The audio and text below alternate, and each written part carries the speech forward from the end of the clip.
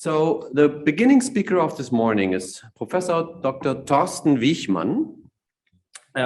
He's a professor of special planning and planning theory at the Technical University of Dortmund, and he is the dean of that school, of the School of Planning in Dortmund, and that's why and his focus is on urban and regional development, strategic planning, demographic change, and metropolitan governance. When we had our conversations about what is the future, what are the visions, how we address climate change, how people will have to deal with that in the next 20, 30 years, we also have to think about who those people are, right? And that is exactly what I'm really happy that Thorsten is going to speak about. Thank you so much and welcome. Thank you, Wolfram. Good morning, everyone.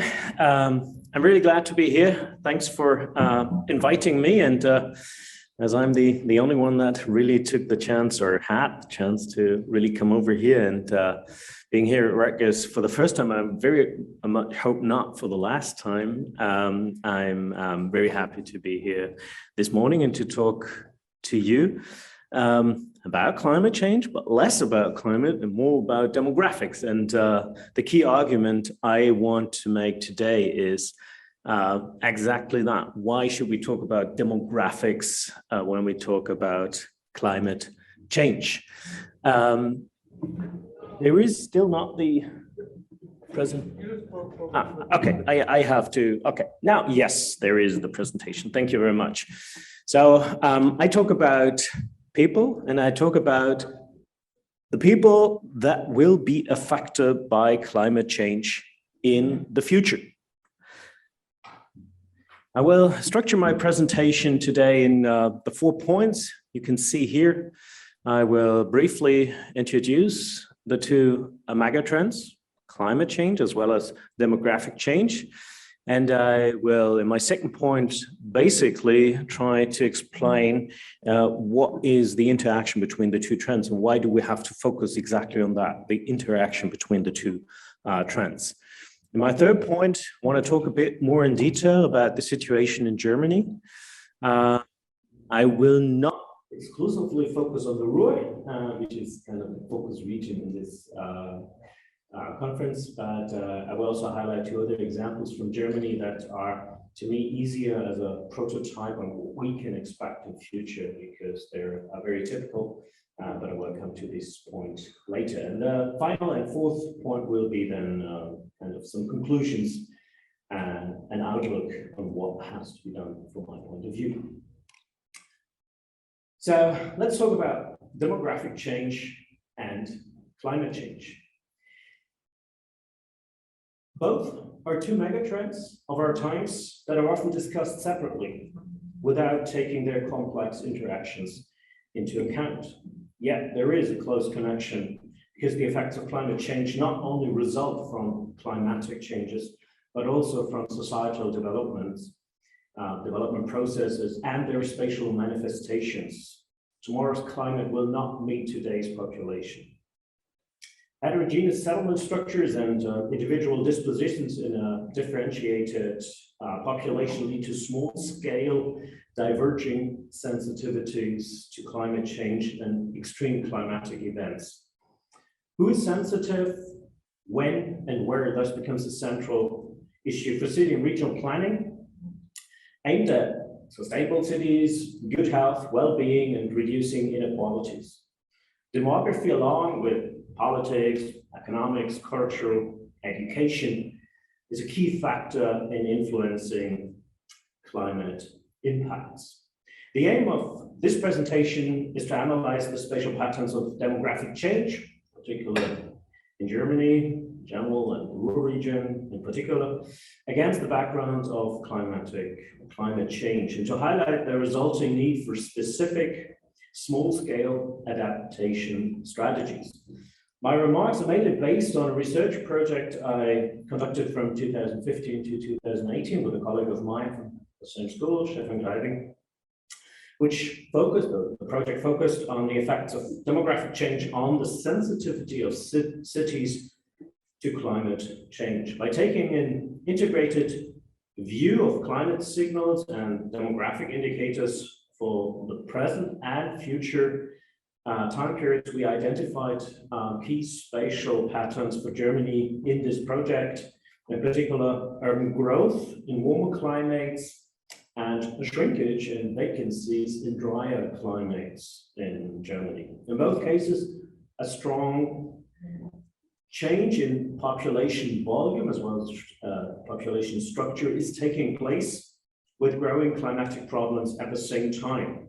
This increases the need for adaptation of urban structures, and against this background, planning research and planning practice should rediscuss some of their current taboos, like, for instance, settlement retreat, and their current premises, like, for instance, the preference of inner development before outer development. I will come back to this later.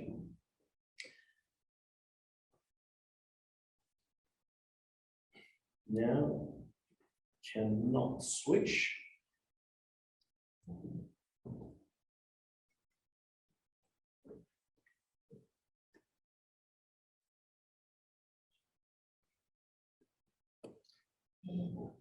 I may just continue because you will see soon a model, and yeah, now we go. Because I wanted to introduce you the basic model on the interaction of the two megatrends we have developed. Different areas are characterized by different constellations of demographic and climatic changes, and thus by different impacts of climate change. In the following, would like to present you in this model the basic understanding of the influence of demographic change on the impact of climate change and the vulnerability of different groups. The model that you will see here is based on a vulnerability assessment, a figure by Fussler and Klein, published in 2006. To determine the climate impact, we first assume both the natural variability of climate and man-made climatic change, as well as demographic change, as you can see here on the screen. These parallel change processes lead to changed climatic parameters and changed demographic parameters. The actual climate impact consists of the combination of climate signal, which is here shown as the exposure. This means the expression of climate at a particular time and place. Climatic changes are not considered here. So the actual impact is the combination of the climate signal and sensitivity. The sensitivity is the degree to which a system, here city or region, responds in particular to a climate signal. The adaptive capacity influences the sensitivity, so what the system can do about it.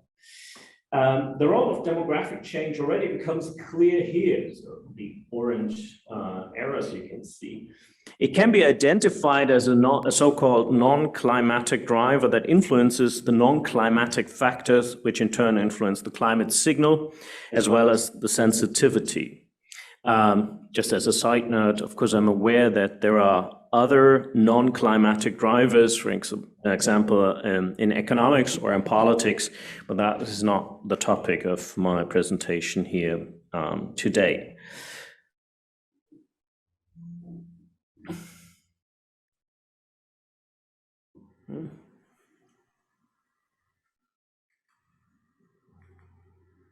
Yeah, now we go.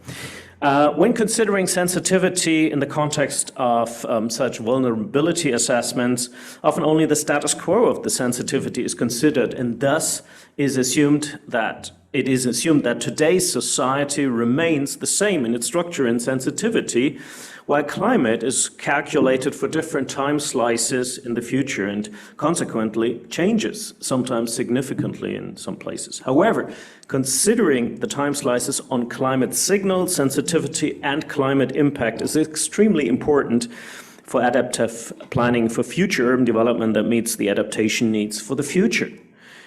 Furthermore, but we did not do that much in our project. Oh, sorry, I missed this. So we need to add the other dimensions. The time slices, so talking about not just the future climate signal, but also future sensitivities and future impacts. What we all also should consider, but we haven't done it in the project I've just mentioned, is the time-specific adaptive capacities and vulnerabilities that also would have to be estimated.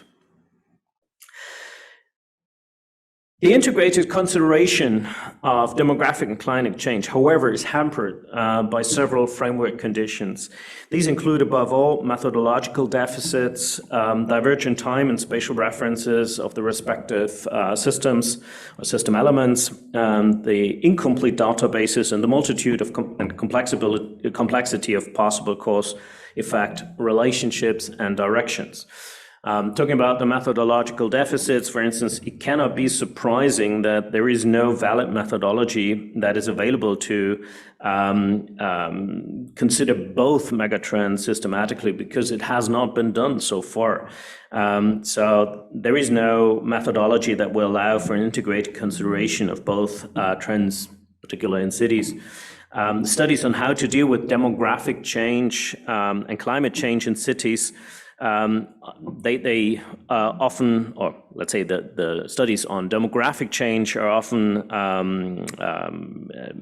based on population household projections from official statistical office by the states, but in no known, at least to me known case, they do take into account the medium and long-term consequences of climate change and what that means for the demographic development. The numerous publications on climate impact and climate adaptation also indicate that there is as yet neither a uniform concept nor a uniform set of terms for vulnerability analysis in spatial planning. And the concepts and terminologies used here are not consistent, as they originate from very different schools of thoughts. With the time reference, we have a particular problem, because the two trends and the research on them usually refer to very different time horizons. In studies on the future impacts of climate change on cities and climate indicators, they mostly refer to projections and especially for sensitivity indicators, the temporal reference is often ambiguous, or the status quo is cited as a reference. We see in climate change studies often projections for 100 years, so long-term developments, whereas if you consider demographic change, even 30 years is already hard to forecast and to estimate what's the change. It doesn't make sense to think about demographic change in terms of 100 years, because there is the degree of uncertainty is so high that no real forecast can be made. Still, there is a call for more consideration of the interaction between both trends, though the time horizons are so different. For instance, the European Environment Agency calls for socioeconomic developments to be taken into account in vulnerability analysis with regard to climate change, for example, in form of scenarios, which are of course possible when forecasts cannot work. And the third point, the multiplicity and complexity of possible impact relationships, refers to the fact that the variety of factors, the enormous variety of factors that influence actually both trends in economy, in politics, in culture, is so the variety is so enormous that clear cause and effect relationships can, for different points in time between demographic changes and urban developments, are practically impossible to prove. This also applies to local interactions between demographic change and climate change. Sensitivity to climate change, of course, depends on many factors. From the perspective of an individual, a distinction can be made between intrinsic factors, such as age and ethnicity, health status, language skills, mobility, but also subjective sensitivity and individual perceptions. And extrinsic factors, that is, external factors that influence behavior and opportunities of the individual, such as the housing area, the neighborhood, everyday obligations, income, and so on. The question that then, of course, follows, what can we really observe and measure for which people are affected, in which space, and when? What do we know about the near future? What do we know about the distant future with regard to these indicators? Statistical offices often only offer a few basic indicators that such as population volume or age structure, share of single person households, education or income. But studies for entire countries or regions thus regularly have a very limited empirical basis on these factors.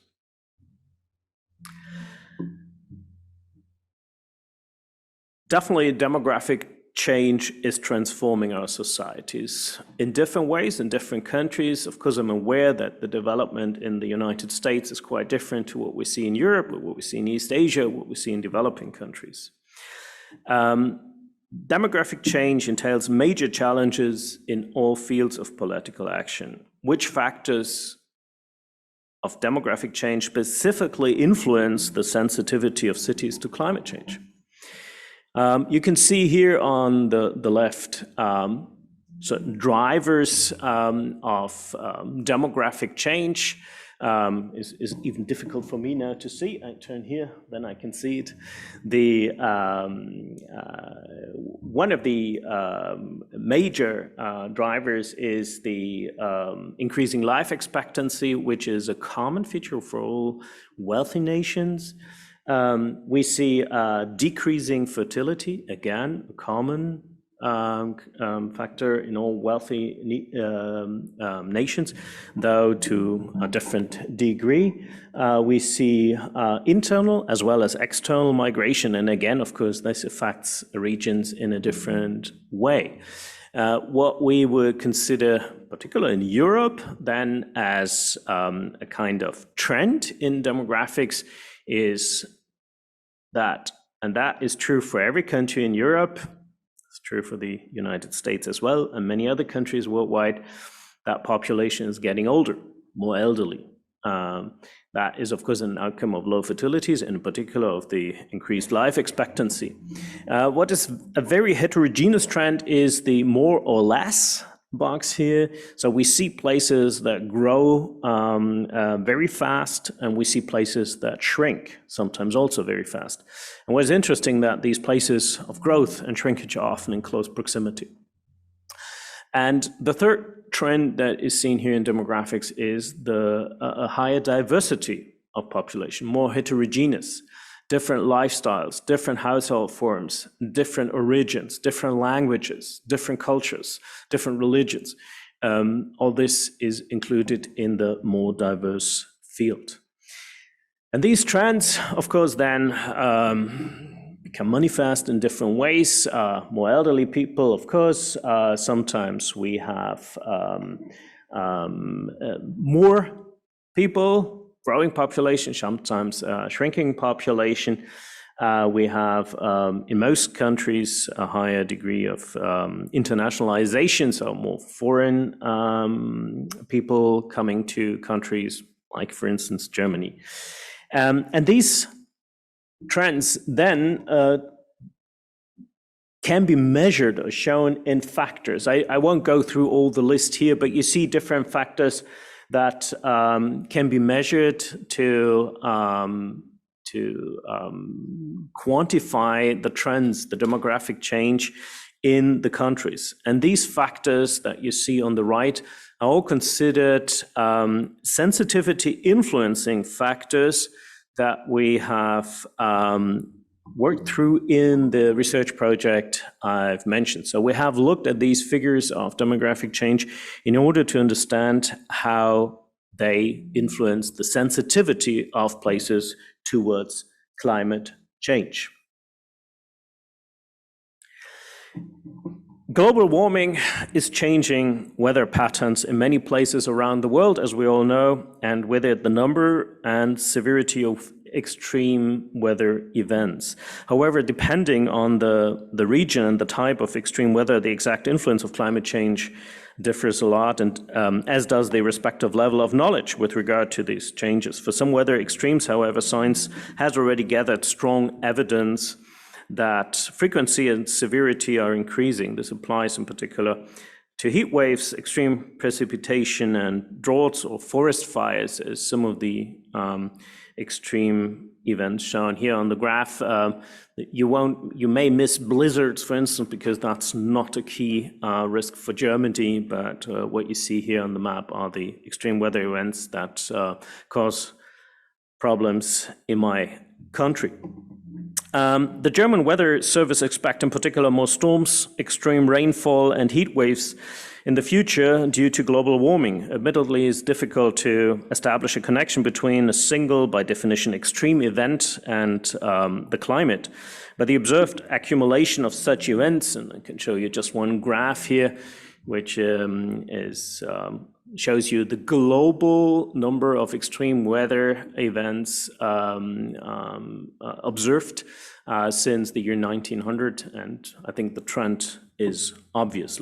So that can show us the direction, and that the assumption of many climate researchers is correct, that we have to expect more extreme weather events in future with rising temperatures. Though statistical proof is not easy, however, because of the short observation periods, natural climate variability, and the difficulty of recording small-scale events such as heavy rain or thunderstorms over a wide area. But demographic change is also affecting cities' sensitivity to climate change in many other ways. And I just give you a few examples here how the demographic change is affecting the sensitivity to climate change. For example, the increasing proportion of elderly people, for them, the rising temperatures in urban heat islands are particularly stressful. Strongly growing cities may build up the few remaining fresh air corridors or green areas in the living and working environment, and make the warming and heat islands even more dangerous. More frequent and extreme and intense extreme weather events require an improved self-help capacity of the population. However, low birth rates and will increasingly reduce the number of volunteers in civil protection. For instance, just as a detail from Germany, the Technisches Hilfswerk is the national civil defense and disaster relief organization of the federal government. 99% of its staff of 80,000 members are volunteers. The fewer younger people there are, the more difficult it will be to recruit enough volunteers for that work. The increased heterogeneity of the population leads to challenges in, civil protection, I have already said that, but also, that's another point. The heterogeneity in terms, for instance, of language or cultural barriers. What it is good for to issue disaster warnings via sophisticated warning apps if elderly residents, for instance, don't use cell phones at all, or if immigrants don't understand the language of the warning. And finally, in shrinking cities, deteriorating finances allow little investment for adaptation measures. Again, a combination of the two trends. Let's now have a quick look at demographics in Germany. Of course, for most of you, that is far away, and I don't want to bother you with too many details, but just to give you a broad idea of how the population is changing in Germany. What you see here was once called a population pyramid. Now it's more shaped in the form of an urn.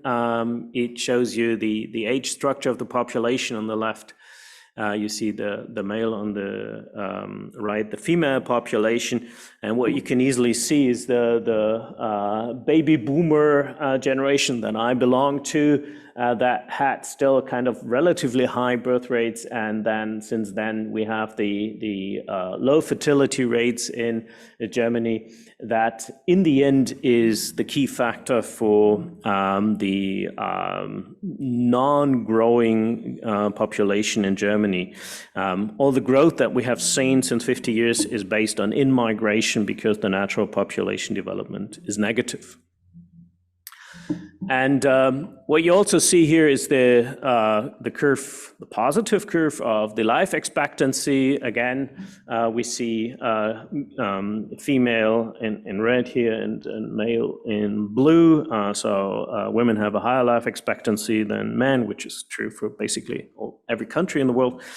What I have just added, because you see this stable positive trend, is that, yes, Corona had an influence on the life expectancy in Germany as well, far less than in the US, but is like 2 months lower for men and 4 months and 2.5 for women. But that's not a structural effect. I'm relatively sure life expectancy will go back to what we have seen before. I think in the US, the decrease of life expectancy for men is even 2 years, so more dramatic. But these are not structural things, but like exceptions. And the general trend of increasing life expectancy is unquestioned. Here you see the birth rates of Germany, and the blue curve is the former, still the East, so the former GDR. That has seen historically low birth rates in the 1990s after the disappearing of the Berlin Wall. So birth rates dropped to 0.8 kids per woman, so that's the total fertility rate. But you can see there was a catch-up process now. The Eastern German women have a higher total fertility rate than the whole of Germany. But don't misinterpret this graph.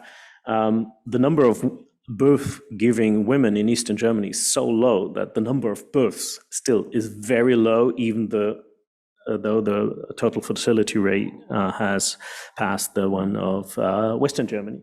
In total, 1.6 kids per woman is, of course, not enough to reproduce the current population. You would have not even 2, but 2.1 kids per woman on average in a country like Germany to have a stable natural population development, and we're far from that.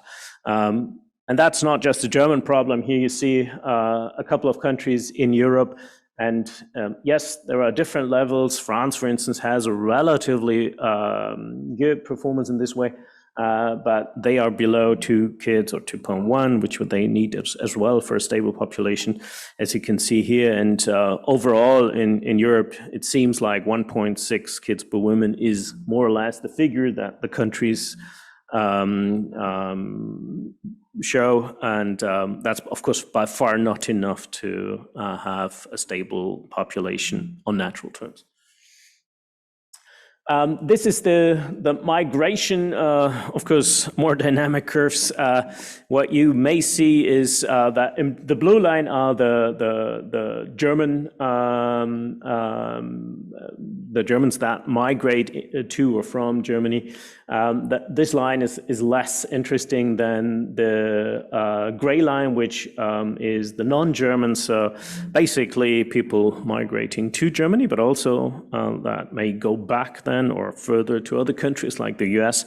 This is a key driver in the demographic development in Germany since years. And you see peaks, for instance, in the 50s and 60s, where Germany invited foreign labor because there was a labor shortage, and it was mostly from Southern Europe. We have seen then in the late 80s, early 90s, this high immigration with the political changes in Europe, the end of Cold War. By the way, that there are many Germans coming is mostly that people from the former Soviet Union that have a German passport or were entitled to get a German passport. We count here as German. Most of them did not speak German, but they count as Germans. And now you see, of course, the refugee crisis around 2015 as a outstanding peak. So migration is very much much more dynamic than the natural population development, and is basically driving the figures that you see. The overall projection for Germany, you can see here, this looks quite stable. In fact, what we would see in the different three scenarios that are projected here is, in all cases, kind of slow decrease of population in Germany. But growth and shrinkage in Germany, as well as in the whole of Europe, is very unevenly distributed. You can see here a map of Europe based on 93,000 municipalities in 37 countries. Blue means a shrinking population between 1990 and 2010, red a growing, and yellow is kind of stable. And what you can see is that is a very mixed pattern. We have a lot of regions with shrinking population, we have a lot of regions with fast growing population, and that is not only true for Europe as a whole, but is also true for Germany in particular. If you see here, of course, it's obvious that the former East has lost a lot of population, but you see suburban rings around the big cities like Berlin. But you can see also in the western part here, in rural areas like the Black Forest here, for instance, shrinking areas. And what you see here is a light blue area, that's the Ruhr. So again, a shrinking area in Western country, in the western part of the country. The blue areas are either kind of peripheral rural areas or old industrialized areas. That's the typical setting for shrinkage in Western Germany. I think I need to speed up a bit. So some demographics on the Ruhr. Again, what I want to show with this map, which it shows you the Ruhr, is the heterogeneity of trends in local places. And what you see here is just for 1 year, the population development. Green means growth, red means shrinkage in 1 year in the Ruhr.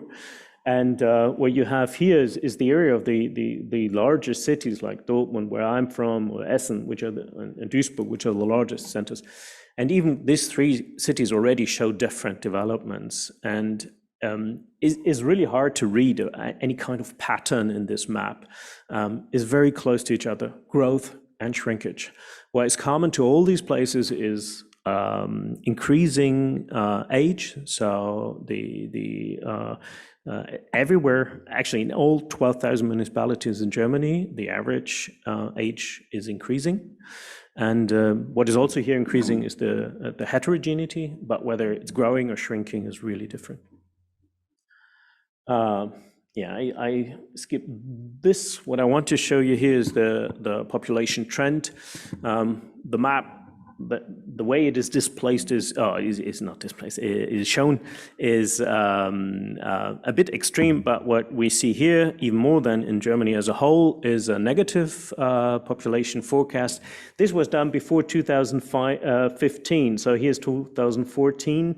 As the first year of the forecast, but it's still online on the Regional Planning Association, this forecast. 2015, we have seen immigration also to the Ruhr, but that has not changed the long-term trend, which will be negative, basically because of the low fertility rates. Again, not pyramid anymore of the population structure, women and men. You see the baby boomer as well here as the low number of the generations afterwards, which causes the shrinkage in the Ruhr. This is, again, sorry for the German legends. This is the born, are the deaths, and this is the negative population development, the curve, so the balance. And you see, since the 1970s, the natural population development in the Ruhr has always been negative due to a surplus of deaths. And if you look at the migration, that's actually an interesting pattern for the Ruhr. You can see here, this is people moving to the Ruhr, this is people moving out of the Ruhr, and what you see here is the balance, and in total there's a plus of 10,000 in 2017. But this plus is only due to the international migration. That is positive. The migration within the state of North Rhine-Westphalia, with southern Germany, northern Germany, even with eastern Germany, is all negative. That's within the Ruhr, of course, it's balanced. But in every scale is negative, just the international migration is positive. So it's international immigration that keeps the population, not stable, it's shrinking, but not as much as it would without migration. Here you see the countries where the non-Germans are from. This does not include population with migratory background that has already a German passport. But the non-Germans, which is around 900,000 people in the Ruhr, 1/4 is from Turkey. You see other states of the European Union where we have the freedom of moving, including Poland, Romania, Italy, Bulgaria, Greece. And the only 2 countries, non-European, that are here visible are Syria, because of course of the refugees of the war, as well as Iraq, which is the same course. Now, if we come at or if you look at the demographic figures in Germany, and now I would like to again take a bit of a broader view. We have different types of demography in Germany, and the Bertelsmann Foundation, a private foundation, has made a typology of demographic types based on 220 indicators for all municipalities in Germany with more than 5,000 residents, which is nearly 3,000 municipalities. And they came up with a typology that encompassed 9 types. We have in our project reduced it to 6 types that you see here. Stable rural municipalities, socially heterogeneous centers of the knowledge society, prosperous municipalities near dynamic economic centers, municipalities of low economic and social dynamics, urban centers with heterogeneous economic and social dynamics, and shrinking municipalities with adjustment pressure. The last one is the most difficult category in terms of demographic change. You see here the map is probably difficult to read, very chaotic it looks like. Here's the Ruhr again. You see the red color, which shows you that most of the big cities in the Ruhr are part of the type 7 urban centers with heterogeneous economic and social dynamics. So great disparities, very different trends, and as you have seen in some of the presentations yesterday, it is even within the cities itself often very heterogeneous. The degree of segregation and the differences between the neighborhoods in these cities are sometimes extreme. Eastern Germany, by the way, is mostly the type 8 or 9, so these shrinking municipalities. What we do have as well in Germany is a similar typology, both, by the way, based on cluster analysis. For climate change, this was done by the Vulnerability Network, where, again, there were 6 cluster types developed. You see the legend not fully, so I can read. So in red, you see a cluster type is called warm climate, is already the warmest. It will in future increase even more. We have the drier climate, which is the light red. We have cooler climate, which is more towards the sea, so more maritime climate in green. We have the low mountain climate, the mountain foothills climate. Low mountain is more this orange color. Is it orange? Well, a bit. Yellow is the mountain foothill climate, and the mountain climate, so basically the Alps, is in the south, the brown type. And these projections were done this cluster analysis was done for the present. Well, actually present, to be more precise, is 1961 to 1990 average number, so the given situation in the near past. The near future is a projection for the future period between 2021 and 2050, and the far future is 20 71 to 2,100 as is forecast. This is based on 11 climate parameters, but we can talk about this in the discussion. I won't explain it too much in detail. I think that's too much information. So we have 6 types of demographic clusters and 6 climate area types. And what we have done in the project is now to combine this, the typology of demographic change and the typology of climate change. And we have not just done it for the present, but also for the near future, because that's what we can also do for the demographic development. So in 2 different time slices, and you can come up with this table. Again, you don't have to read the numbers in detail. What is in circles here highlighted are 6 combinations. In total, if you have twice 6 types, you can have, of course, 36 types. Not all of them really are realities, so some combinations simply do not exist. The upper line here always says the number of communities or municipalities, and below you see the population in 2013 and 2030, the expected population. For instance, here in this combination of climate type 1 and demographic type 2, you have 24 municipalities, but they have 9 million residents today and nearly 10 next in 2030. So it shows you these are usually big cities, actually the big cities in the West. And in our project, we have looked at these typical combinations that you can find often. There are other combinations also in the country, but the most typical are here. And we have studied these combinations by doing case studies in these 6 cities. For instance, this time I have just mentioned Cologne is an example here. But I want to show you 2 other cities that are very typical for the situation in Germany briefly now. This is Sindelfingen in the southwest, is here, and is Halberstadt in the east. So in the dry climate here, in the mountain foothill climate, but very close to the warm climate here. These 2 types really show 2 typical situations for the development in Germany.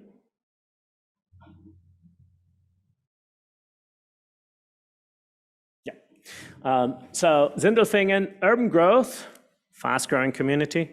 In a warmer climate area type, the 2 trends aggravate the situation because the high growth demands for building up. Well, I can show you. Let's go to the. This is a picture of Sindelfingen in the southwest. Is already densely built up. Here you see a map of the city with the climate hopes. Again, I'm sorry, the legend is in German, but what you see here is agriculture in light blue, forests in green.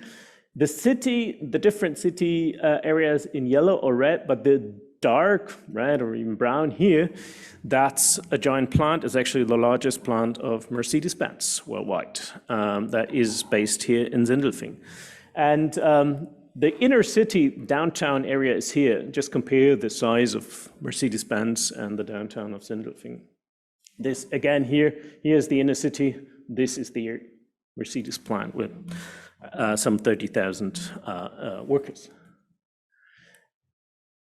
And what you see here in this map is now the degree of built-up area. Again, what is striking is the Mercedes plant, so the industry. Up to 90% of the area here is built up, sealed. And as you may know, Germany is, in most cases, we have dominantly west winds. So if this giant area is southwest of the city center, you can imagine that it has a huge impact on the climate of the city. And this is what you can see here. It's the ground temperature, average ground temperature in July at 11 p.m. And I'm sorry, it's in centigrade, so we will have to translate that into Fahrenheit, but what I can show you here, this is the Mercedes area, the industry area, this is the city center, and the difference between this built-up urban area here on average and the forest, for instance, is 15 degrees Fahrenheit at that time of the day, on average. It's a giant difference. So if we talk about heat islands, this is a perfect example. And then we did a sensitivity analysis where we have looked at the different neighborhoods, taking different demographic indicators into account, the ones I showed you earlier in this presentation. And we found out that there are 4 areas most sensitive to the climate change. And no surprise is the inner city areas. This is, by the way, the Mercedes plant is not most affected or most sensitive. They can deal with it. That's not their problem.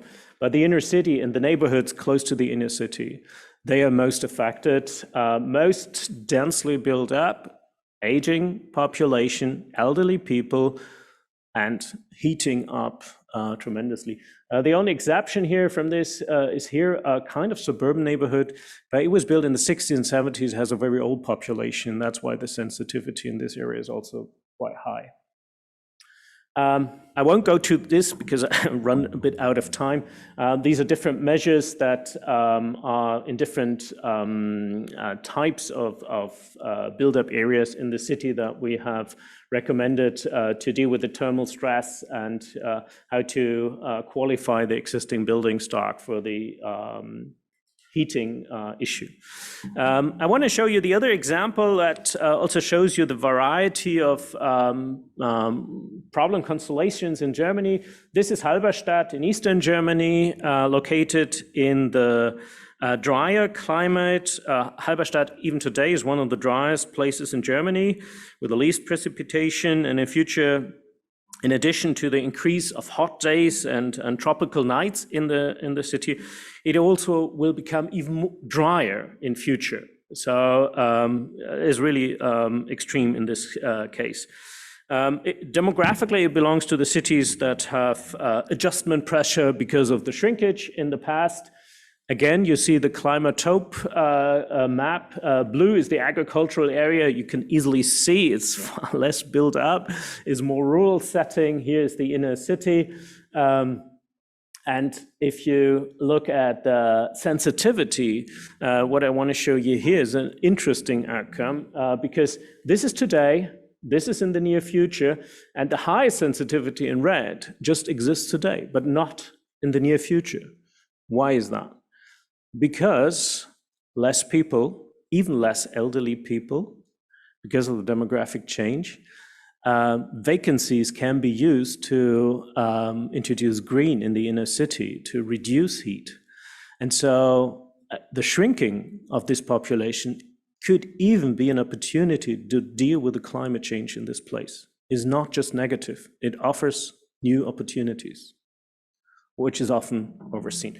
Again, I won't go through this. This is very similar to the situation in Sindelfingen, but I want to give you that as a final example. What can be done in such a place as Halberstadt? Shrinking, old, hot, dry. You can, for instance, start collecting water in retention troughs. Of course, you have to adapt agriculture. Agriculture is important. The crops you grow right now, the way you do agriculture right now will not work in future. You can install a near natural storage system in the city to capture as much water as possible. Interesting ideas are migratory, or may I say wandering trees that are temporal for events, or even just to show people how the city layout, how the street could improve if you have more green in the city. And to take away parking in every city in Germany is a major issue. But if you do that temporarily with these migratory trees, you may convince people. And even if you have just a neighborhood gathering and you provide some shade with these migratory trees, it has been a successful movement in Germany. And the same applies to water sponsorships, where street green is then taken care of by neighbors to have a greener city and then to fight the heat in the city. Okay, I have to come to an end. In conclusion, the role of demographic change in climate change effects and thus urban sensitivity is strong and diverse. I hope I have showed that. The dynamics of both trends determine the impact on sensitivity. Therefore, it is important to consider both trends as in an integrated way in the future. Even though both are characterized by complicity and uncertainty, which of course doesn't make it easy. The spatial patterns I try to show they show that the demographic and climate-related initial situation dynamics of change challenge urban and regional planning everywhere. I'm sure it's not just in Germany. The integrated consideration of demographic and climatic trends raises a number of questions and poses major challenges for communities. Adaptive strategies that reflect existing planning premises are required in the past in Germany. The guiding principles of the compact city, as well as decentralized concentration, these were considered to be largely undisputed orientation frameworks, spatial and urban planning. These guiding principles and the premises anchored in them, such as the primacy of inner over outer development, requires some re-evaluation in view of the interactions between demographic change and climatic trends. There are other premises that I think should be reconsidered. For instance, the idea of inner densification versus avoiding urban heat islands, the placing of social infrastructure in endangered areas. We have seen that in the flooding this summer in the Ahr. You have seen pictures yesterday where a lot of social infrastructure like kindergartens or elderly homes were in places that were most affected by the flood. And we need to have more intelligent ways to plan these infrastructures.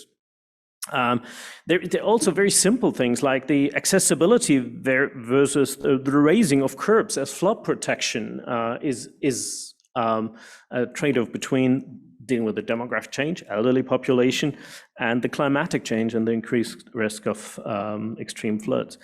Also, the conflict between the albedo versus the visibility, or the planting of green in the streets on roadside verges versus visibility for car drivers to see pedestrians or bicyclists. A lot of conflicts that are often not seen or not discussed in a way they should, I think.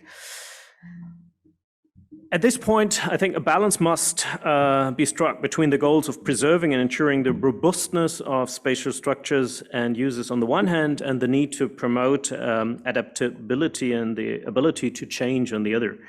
When choosing a place to live, sensitive groups of people could, for example, be directed to less endangered or less polluted or less heated areas of the city. It will be necessary to develop measures and strategies and to demonstrate them with examples of good practice that will enable the planning of resilient cities in the face of uncertainties associated with both trends. Climate adaptation designed measures and strategies need to be assessed for demographic resilience, and conversely, demographic adaptation strategies and measures need to be assessed for climate relevance.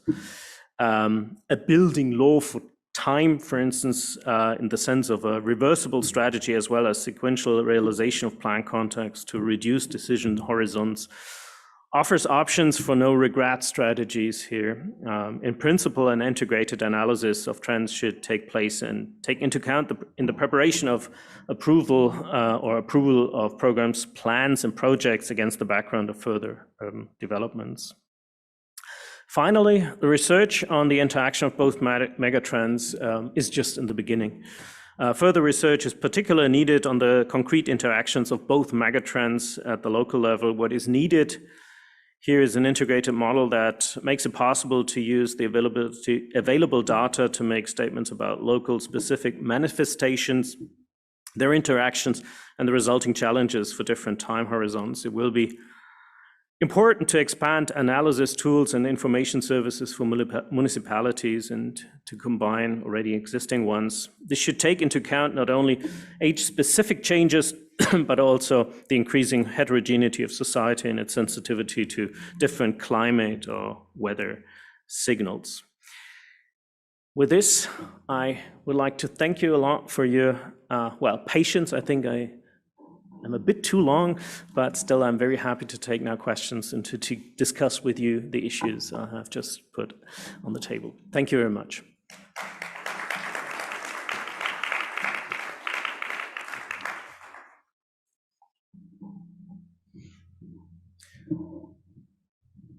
So am I moderating or someone else moderating? I'm not sure how we work.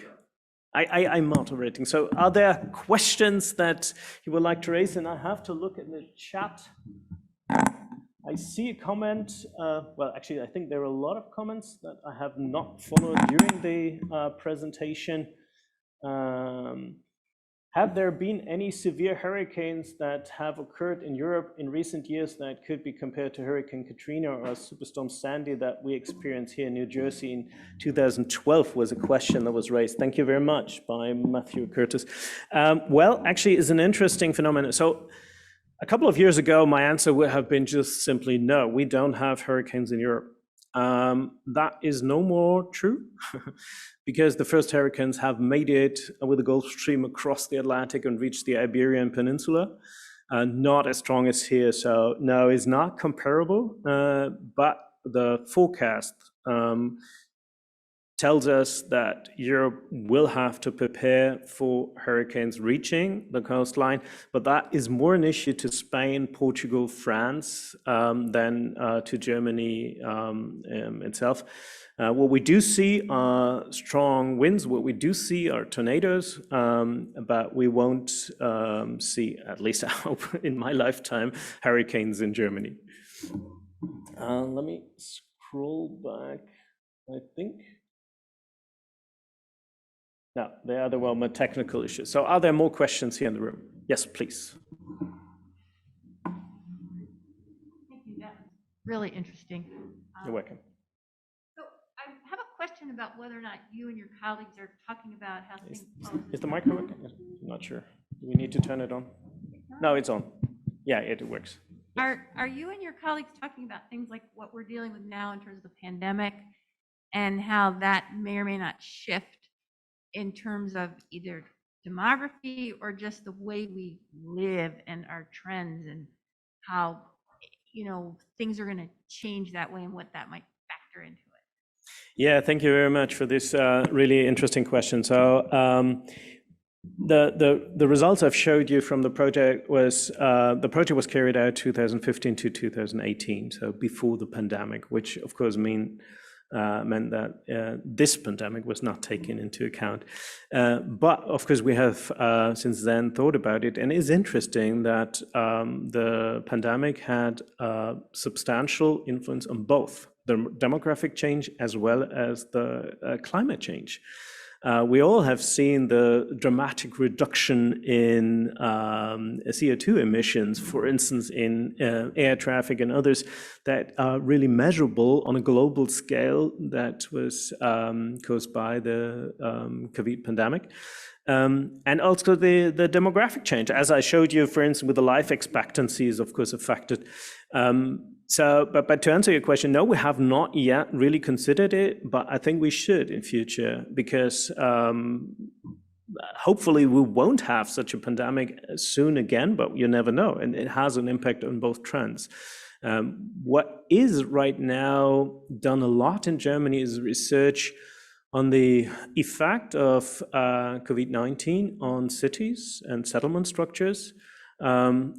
I would say there is a lot of wishful thinking in rural areas that basically think, hey, so far people wanted to move to cities. Now with this a pandemic, they enjoy nature and fresh air, want to get far from people. And so we are the winner of the development. And I'm not sure if that would really be the outcome, but what we have seen is indeed a trend to, so the growth in the big cities in Germany that was very stable in the past years, last year first time stopped. That is mostly due to the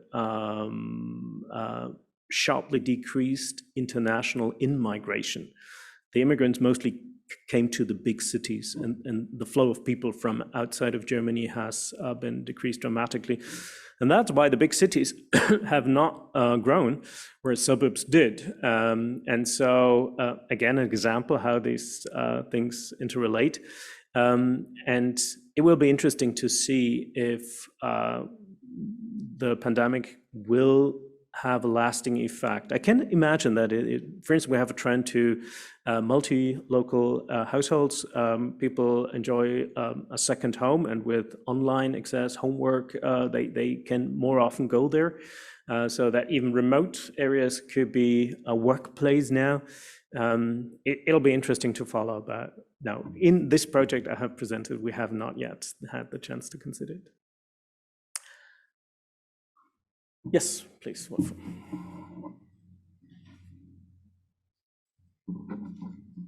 Also for me, thank you so much for a very insightful presentation, and I did learn a lot of new things about Germany, actually. That's great. So one thing that kind of struck me pretty hard was when you talked about, with the demographic change, we would have less voluntary work and less social capital. That is actually a very frightening thought. Yes. When you think about of the functioning of society. If you have nobody, if like much less people are willing or active to help each other, so what does that mean for society? My question is, how did you discuss this in your team, and what are your thoughts about it?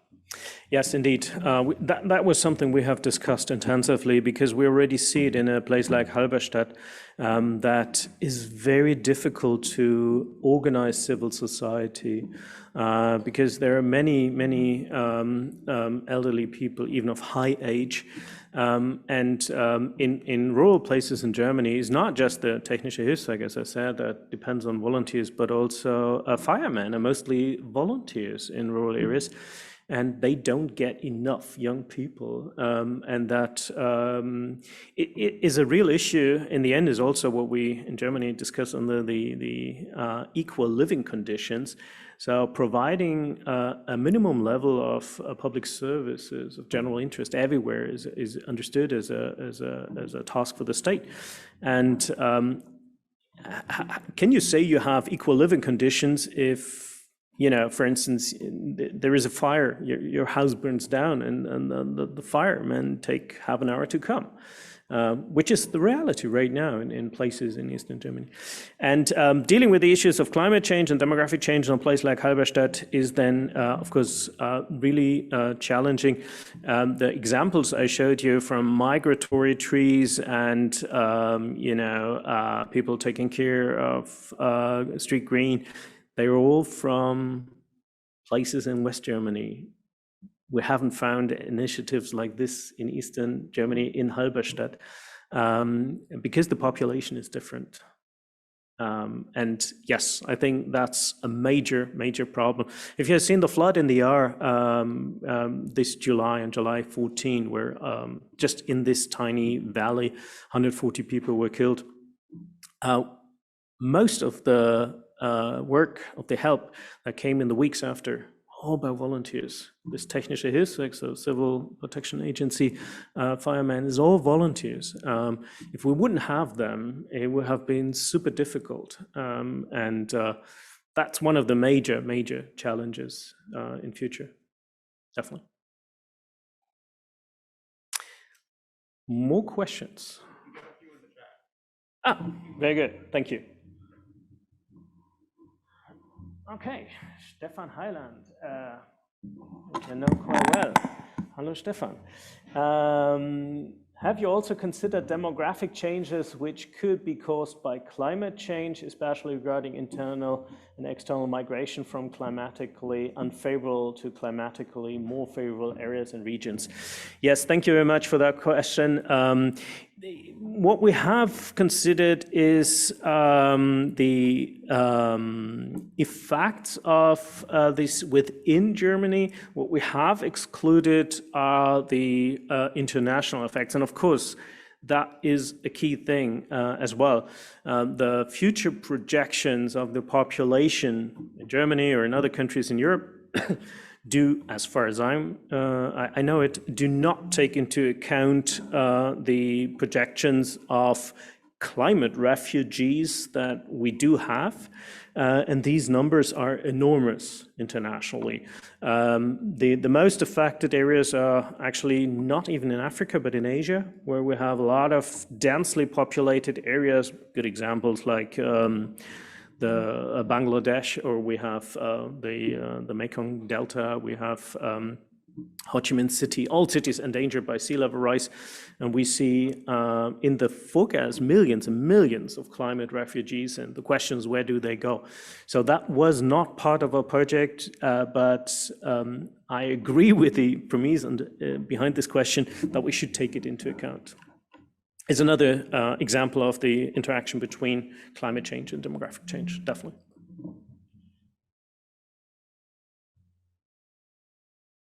Let's see.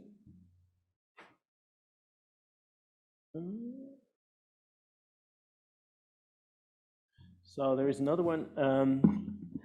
How are we as global population supposed to make any legitimate progress in combating climate change when the politicians and large corporations don't seem to care too much about the planet? Individual efforts only seem to go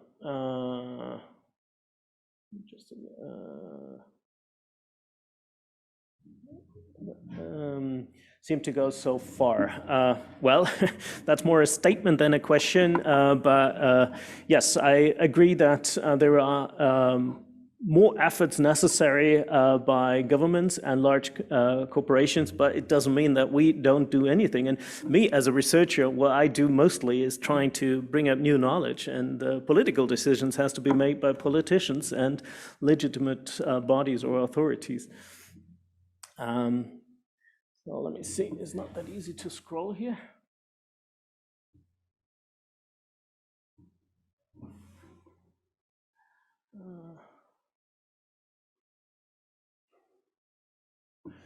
So there is another question. You have discussed demographics as a megatrend in Europe that has not yet been fully studied in relation to climate change. Are there other megatrends that also warrant further investigations? Well, yes, there are a couple of other megatrends that would be worth to be studied. One of the things that I may just mention as an example, but there are certainly other megatrends that would be worth to consider as well. But think about the digitalization and the outcomes of that. Again, on both trends like demographic as well as climate change. Digitalization can help a lot, but is not even 100% sure if it does. Just to give you an example, there is a lot of hope in the shrinking areas in Europe that digitalization will help them to regain population, because if you can work online no matter where you are, you can also move back to these less populated areas.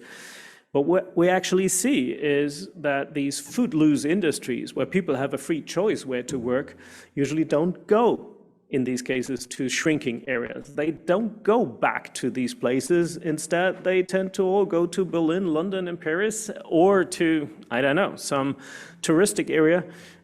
So how this trends influence demographic patterns, as well as, in the end, the climate change, is definitely worth to be studied. So yes, I agree.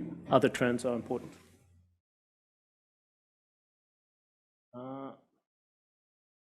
Let's see. Okay, this is easier.